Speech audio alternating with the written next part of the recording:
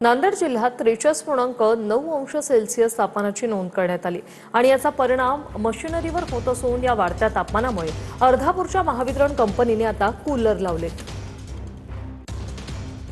नांदेड जिल्ह्यात तापमान 43 अंशाच्या पुढे जाऊन ठेपल्यानंतर याचा परिणाम जो आहे तो मानवी आरोग्यावर होताना पाहायला मिळतोय। मोठ्या प्रमाणात नागरिकांच्या आरोग्यावर परिणाम होत असताना मशिनरी सुद्धा यामधून सुटताना दिसत नाहीयेत। मी सध्या अर्धापूरच्या महावितरण येथील सबस्टेशन मध्ये आहे आणि इथे सगळी जी ट्रान्सफॉर्म लावली आहेत याचं मोठ्या प्रमाणात तापमान वाढतंय आणि तापमान कूलिंग असावं, म्हणजे तापमानामध्ये वाढ होऊ नये यासाठी अशा पद्धतीनं कूलर जे आहेत तिथे लावण्यात आली आहे। उष्ण तापमान असल्यामुळे विजेची मागणी वाढलेली असते, म्हणून त्यामुळे जे आहे ते ट्रान्सफॉर्मर थंड राहणं फार आवश्यक असतं आणि आता ते बंद पडतं। त्यामुळे ही सगळी कूलर व्यवस्था जी आहे ते महावितरणने केली आहे। व्हिडिओ जर्नलिस्ट गणेश सह गजानन देशमुख, TV9 मराठी, अर्धापूर, नांदेड।